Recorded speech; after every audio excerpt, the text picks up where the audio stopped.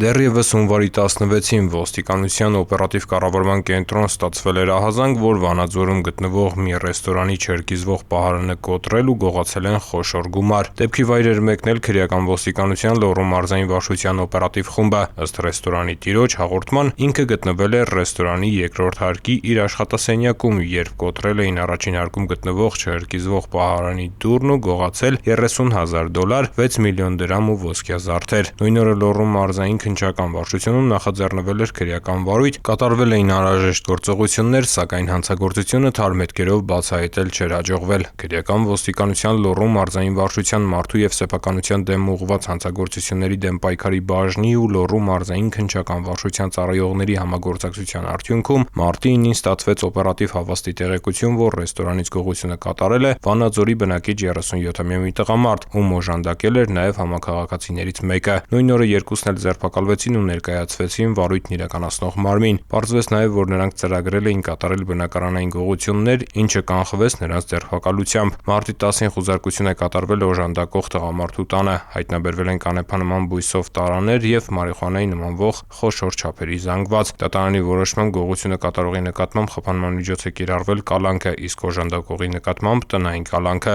Նախաքննությունը շարունակվում է։